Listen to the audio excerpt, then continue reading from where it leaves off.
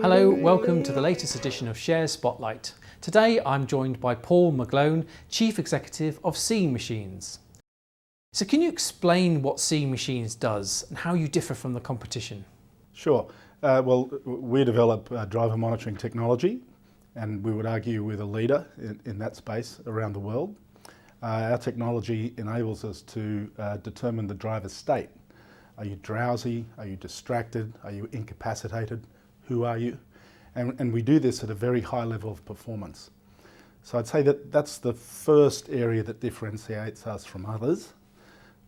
In addition to that, we've been in this for quite some time. So our technology has been developing for more than 20 years. We went live in vehicles in 2008. Today we have more than 5,000 mining trucks using our technology every day. We have more than 16,000 fleet vehicles in more than 20 countries using our technology every day. And of course, we went live in a passenger vehicle in late 2017. So I think a combination of those factors, the fact that our fleet business builds an ever-increasing high volume of naturalistic data, that data can be used to continue to improve the human-machine interface, that's really what sets us apart. So while you make a gross profit, large R&D costs and other expenses mean the company is actually loss-making. Do you envisage R&D spending to fall in the future, or are you simply relying on revenue going up to such a level that you're eventually going to make a pre-tax profit? So look, if we're looking at the FY19 numbers, we did post a large loss, and we've posted a loss for many years going back. As we unpick what makes that loss up, we've really got labour, and in labour it's primarily engineering labour and R&D. Of course we have the normal level of corporate costs, but there's also a line item in there for cost of goods sold, which is the cost of producing our Guardian 2 fleet product.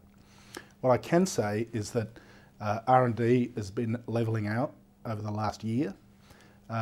Engineering resources that are generally applied to the automotive wins that we've announced over the last year or two, that is at its peak and will decline from this year going forward. And from a cost of goods point of view, we're in a position now to say that we will experience over the course of this year and next dramatic reductions in the cost of that unit. So combined, we'll start to see our expense base decline. So is there any legislation or regulation which forces companies in certain sectors to have these driver monitoring systems?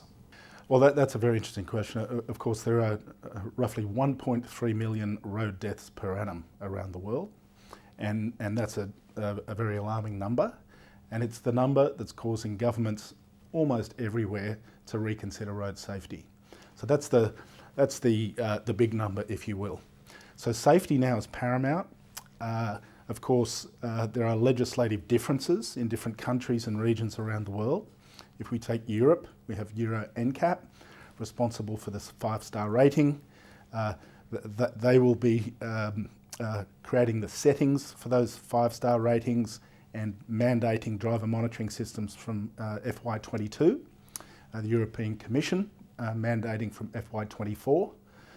But in other countries around the world, there are lots of layers of legislation that are driving a much more rapid take-up of safety systems like driver monitoring.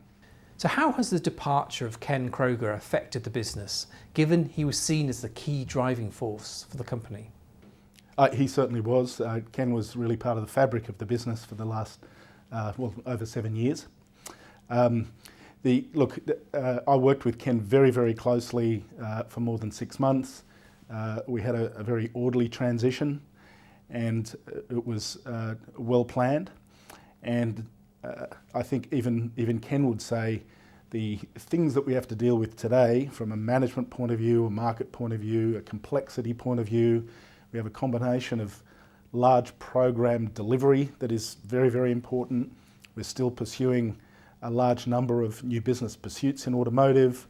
We've re-engineered the fleet business to profitability, and we're now pursuing different strategic options.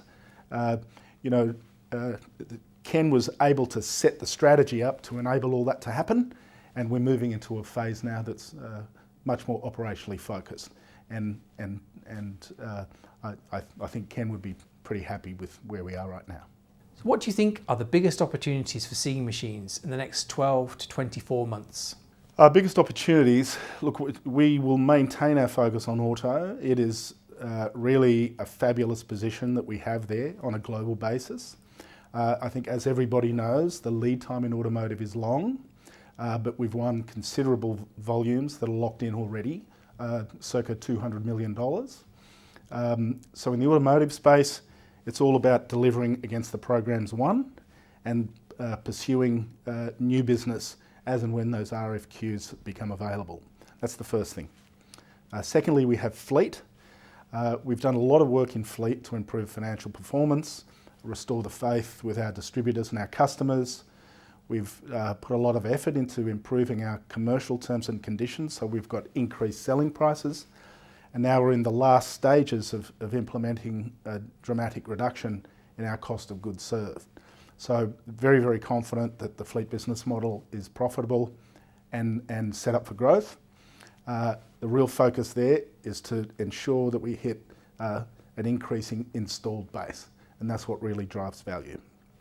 Now, the third area, as we've called out in recent months, is to really focus on our intellectual property and where we can seek to leverage that intellectual property, preferably through license style arrangements rather than setting up a new business unit and incurring the risk and the fixed overhead cost as we've done in the past.